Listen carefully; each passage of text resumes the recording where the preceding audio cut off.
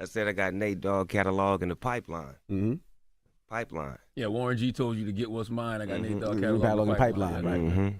So basically what that is more about lining up business for us to be able to own our thing. Nate Dogg's estate is with his family. Warren G's is with his. Mine is with mine. It's just a line of ownership. You understand what I'm saying? Teaching ownership through lyrics. Because a lot of us make records, get our publishing up, and then we sell it. And then we think we did a good thing. And when you sell that, okay, if you get 100 million, what state you live in? Okay, knock off some taxes for that. Okay, how many family members you got?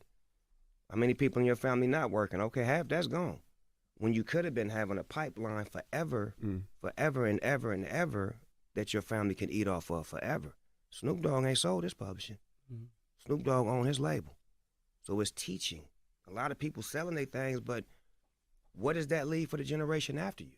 Like, think about the families that have those names where their family members are still eating. Bob Marley. You can go to the Hiltons. You can go to the Crafts. You can just bigger names. Rockefeller. Walton. Yes, yes. Yeah. Where it's like they don't even know their great-grandfather and they eating. Like, it's supposed to be some of that because we put all this work in.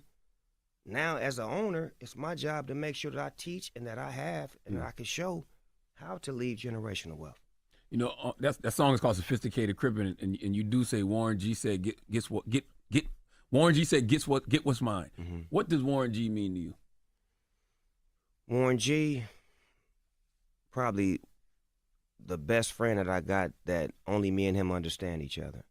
Like the passion that Warren G has for me and had for me as an artist in the beginning it's like Don King, like a promoter who promotes a fighter, like believing in Snoop before anybody else, and then seeing Snoop do what he does and still having that believability and watching our friendship grow into like grown men and fathers and losing people in our lives.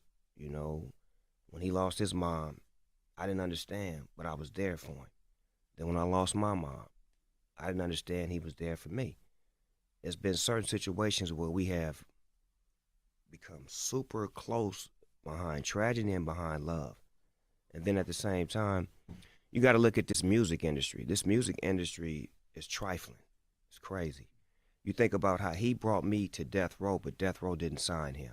That's crazy. So there's a lot of animosity and frustration and anger in him off of that. Not at me, but at the situation at home. And as an artist, if you pushing for me, you want for me to do this. But as an artist, I'm feeling fucked up because they left my homeboy out. So it's like these are things that we never had a chance to like fully get an understanding on because it's pain. It's like the pain I had to deal with when I went through whatever I went through.